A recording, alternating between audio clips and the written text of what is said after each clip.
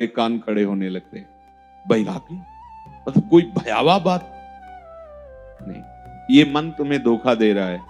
वैराग्य का तात्पर्य है महासुख की यात्रा, राग का तात्पर्य है दुख में नरकों की यात्रा। जब हम राग की तरफ कदम रखते हैं तो अमृत जैसा लगता है, लेकिन उसका परिणाम विष से भी भयानक है। विष से भयानक इसलिए कि विष तो एक शरीर को नष्ट करता है, पर विषय कई जन्म तक हमें नष्ट करते रहते हैं, इसलिए वो बहुत भयावह है। पर वो अमृत जैसा लगता है, और जब हम अध्यात्म में कदम रखते हैं तो विष जैसा लगता है। नींद भी नहीं ठीक से लेने को मिलता इसमें, तो 2 बजे जग जाओ। इसे कह रहे हैं अच्छे पदार्थ भी मत पाओ, बंद कर दिया बाजार का, बाजार को बंद कर दिया। वो प्रश्न कि डबल रोटी तो अब हम बना नहीं पाते रोज भोजन, तो डबल बेकरी के बिस्कुट तो चल सकते हैं ना, वो अमुक चीज चल। हमारा उद्देश्य आपको परेशान करना नहीं है, परेशानी से मुक्त करना है। जितने भी पदार्थ बने हुए आते हैं वो वास्तविक आपके लीवर के लिए ठीक नहीं है, मान लीजिए, क्योंकि आपका अध्यात्म मार्ग है। आपको बहुत ही चर्बी रहित, रजोगुण तमोगुण रहित सात्विक आहार चाहिए, जिससे आप शांत गंभीर भाव से भगवत चिंतन कर सकें। इन सब पदार्थों में वो बात नहीं है जो हमें परमार्थ में पुष्टता दे सके।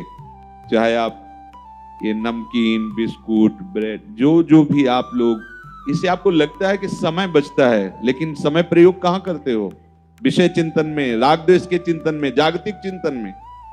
अगर राधा राधा कहते हुए 2 रोटी बना ली और नमक रख लिया, आप देख लो आपका चिंतन बदल जाएगा।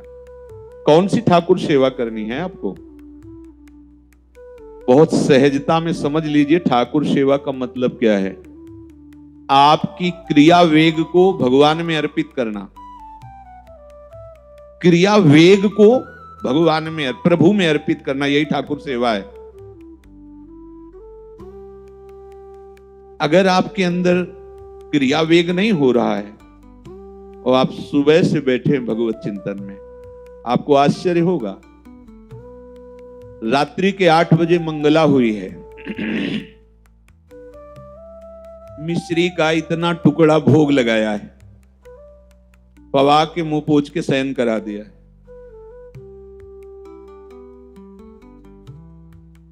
हमारी प्रतिपल सेवा हो रही है, समझना होगा।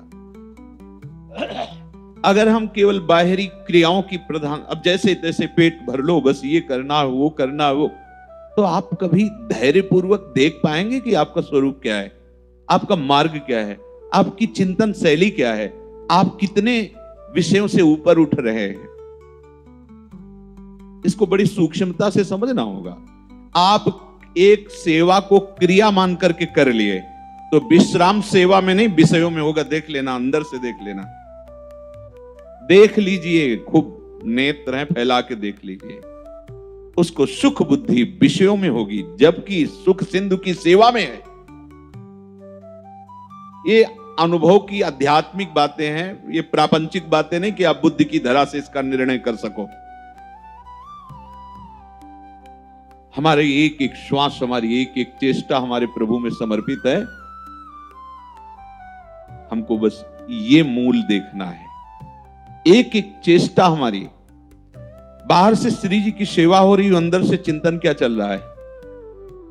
अगर बाहर से श्री जी की सेवा हो रही है, अंदर से विषय प्रियता का चिंतन चल रहा है, तो क्रिया हो रही, सेवा नहीं।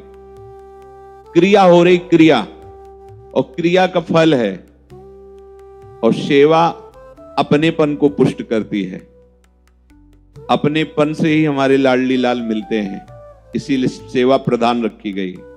सेवा से अपनापन, पर सेवा करते हुए यदि चिंतन अन्य का हो रहा है, विषय का हो रहा है, देह के राग द्वेष का हो रहा है, इंद्रियों के सुख भोगों का हो रहा है, तो वो सेवा नहीं है, वो क्रिया है।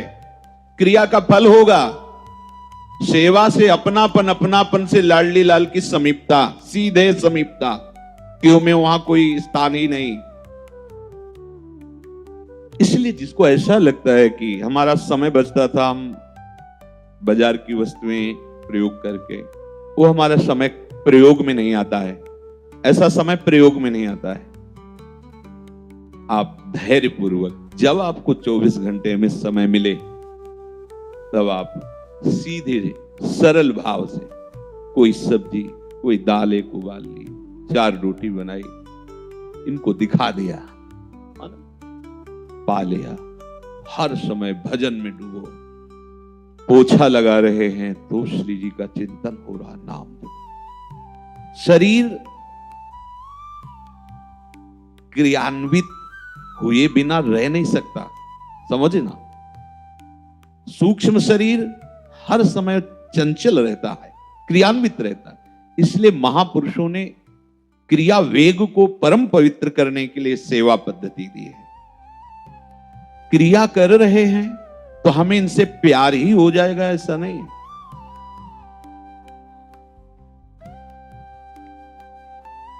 अगर सेवा हो रही है तो निश्चित इनसे प्यार हो जाएगा। सेवा हो रही तो दूसरे की कोई परवाह नहीं, वचन पर विश्वास रखो, सेव्याधीन हो जाएगा। क्रिया हो रही, बात बदल गई, वही बात बदल गई। सेवा और क्रिया में अंतर है, समझ रहे हो ना। जो अपने पन के प्यार से एक पुष्प भी अर्पित कर देता है, तो गीता में ही भगवान ने कहा, पत्रम पुष्पम फलम तोयम, ये में भक्त्या मतलब अपनापन, प्रेम। मेरे प्रभु, मुझ दीनहीन के पास आपका दिया हुआ ये पत्र है, ये जल है, ये वो अश्नामी, उसी समय भगवान पा लेते हैं। सेवा के विषय को लेकर के अगर ये बात आती है कि हमें समय, तो हमें लगता है सेवा हमारे ऊपर बोझा है क्या? सेवा हमारे लिए अशांति है क्या? सेवा हमारे लिए क्लेश का कारण है क्या? तब तो फिर आनंद का कारण क्या होगा?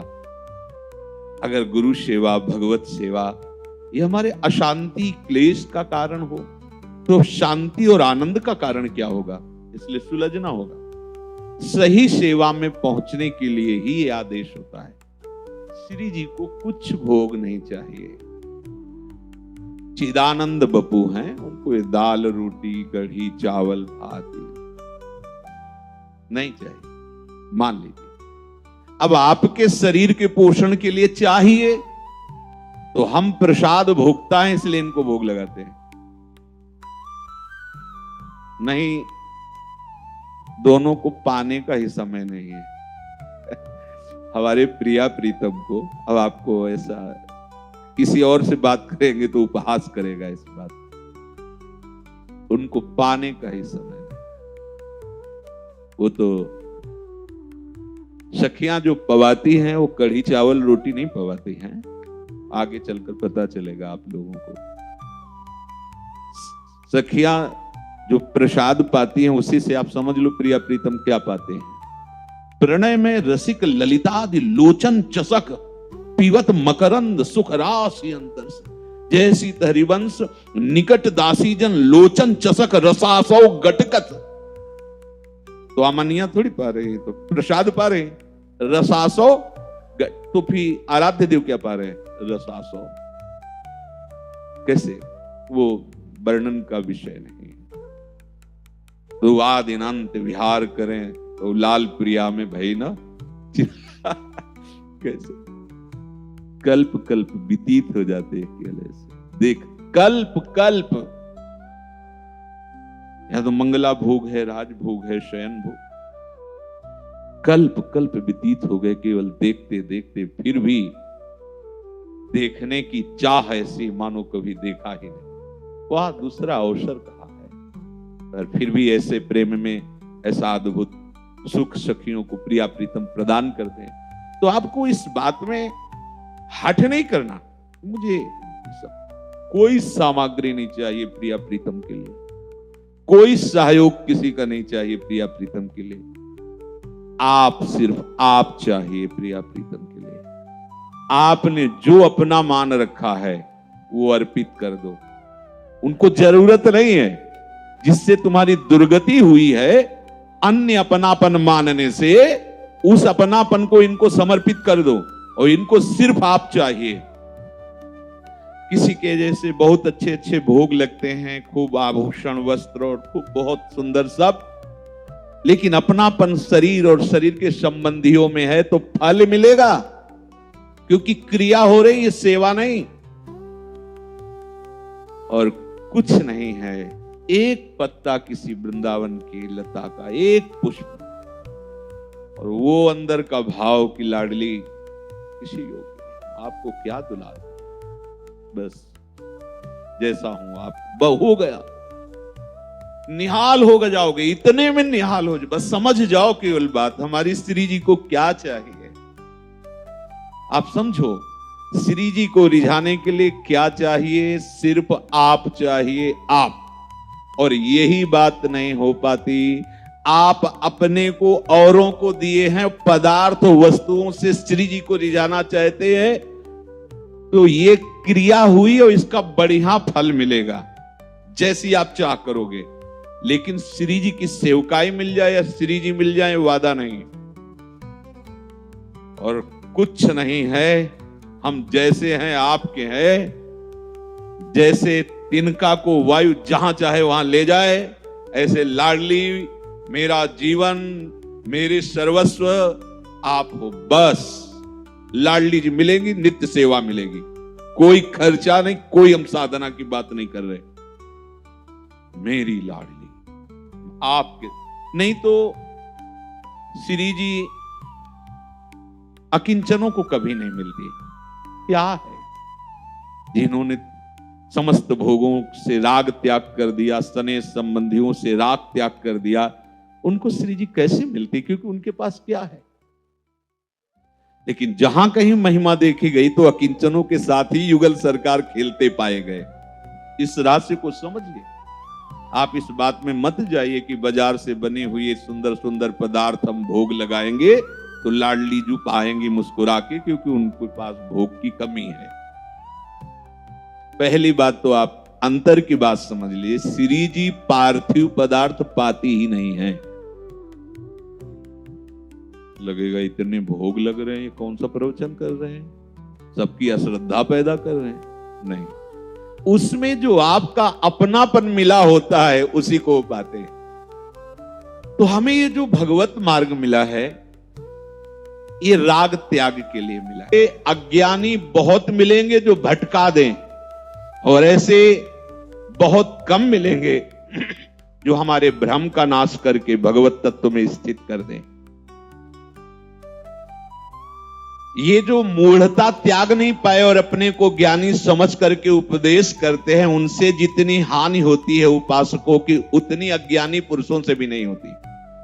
क्योंकि अज्ञानी से पता सावधान है कि अज्ञान पता है कि ये ठीक बोल रहा है, और उसको खुद अनुभव नहीं, और वो जो बोल रहा है हम स्वीकार कर लेते हैं तो भटकाव हो जाता है। सही मार्ग, अरे ये सब क्या कि ये नहीं खाना, अरे जो सब खाओ पियो मौज मस्त, 4 दिन की जिंदगी, उपदेश देखो, उनको पता है 4 दिन की जिंदगी, इस जिंदगी को मौज से जियो, रो रो के क्लेश अशांति ये नहीं वो, अरे नहीं, भगवान ने दिया ही है इसीलिए।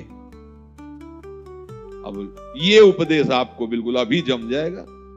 अभी अगर हम उस बात का, अपनी बात का खंडन करके मंडन करें तो जय हो निकल पड़ेगा।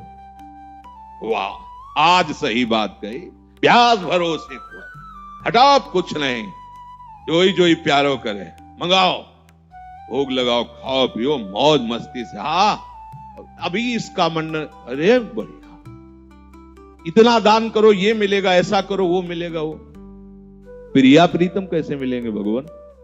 अब हवा निकल गई, क्योंकि प्रिया प्रीतम से संबंध ही नहीं हुआ अंदर से, तो उसकी बात क्या हो। तो यहां कह रहे हैं कि आज संसार में ऐसे मूढ़ पुरुषों द्वारा ज्यादातर, जिनको स्वयं का अनुभव भगवत तत्व का नहीं है और भगवत भाव का उपदेश करते, उनसे जितना साधकों की हानि होती उतना ज्ञानियों से नहीं होती। डर लगता है आजकल बोलने में सत्य वस्तु, बोल नहीं सकते। किस बात का? क्यों? इस शास्त्रों को जो ये कहते हैं ना कि ये लिखी पढ़ी झूठी, कभी भी भगवत साक्षात्कार नहीं हो सकता। शास्त्र अवहेलना करने वाला कभी भी भगवत मार्ग का पथिक नहीं हो सकता, कोई भी हो, कहीं भी हो। तस्मात् शास्त्रम प्रमाणम ते कार्याकार्यो, एक एक अक्षर सत्य, एक एक अक्षर। चलो तो उस मार्ग में आपको दिखाई देगा। जहां भी कोई अशांति हुई है तो शास्त्र आज्ञा का उल्लंघन हुआ है, वही अशांति हुई। नहीं, आज तक का अनुभव है, शास्त्र के मार्ग पर चलने वाले को कभी भी कहीं कोई बाधा रोक नहीं सकी। अगर बाधा हुई है तो अपना माना हुआ कोई न कोई राग जो शास्त्र विरुद्ध आचरण कराता है, वही हमें बाधा पहुंचाए। आज तक का अनुभव है, शास्त्र विरुद्ध आचरण ही हमारी अशांति, क्लेश और प्रपंच का कारण बना है। शास्त्र के अनुसार चलने पर कभी कोई बाधा स्पर्श ही नहीं कर सकती, चाहे जो युग हो। भगवत प्राप्ति युग के कारण थोड़ी होती है। भगवत प्राप्ति का मार्ग चारों युग में समान भाव से है। कोई भी किसी भी युग में अगर शरीर और शरीर के भोगों से राग करके भगवत प्राप्ति का विधान कहीं वर्णन किया हो तो बता देना। चाहे जहां हो, नाम रूप लीला धाम, चाहे ध्यान करो, चाहे कीर्तन करो, चाहे उसके लिए कोई सेवा पद्धति से सेवा करो, वो शरीर राग, शरीर के भोग राग, शरीर के संबंधियों के राग के त्याग के बाद ही वो होता है जिससे भगवत प्राप्ति होती। किसी युग में कुछ भी नाम कीर्तन ऐसे समझते हो क्या? इस शरीर राग और भोगों का राग भोगते रहो मनमानी और नाम कीर्तन करते रहो तो क्या उसमें लिखा? नाम अपराध। ऐसे थोड़ी है। राग त्याग के बिना आज तक किसी को भी अनुराग हो सका हो तो आप हमें बताइए। लड्डू गोपाल की सेवा का मतलब ये नहीं कि उसे नहलाना धुलाना, उसका मतलब है हमें सात्विक जीवन जीना और अपना खान पान सही रखना और राधा नाम जपना। यही है श्री गुरु जी की कहने का मतलब। ये लड्डू गोपाल की सेवा का मतलब है सात्विक जीवन और नाम जप में ध्यान। तो अगर वीडियो पसंद आया है, चैनल पर नए हैं तो चैनल को सब्सक्राइब कर लीजिए, बेल आइकन को प्रेस कर लीजिए।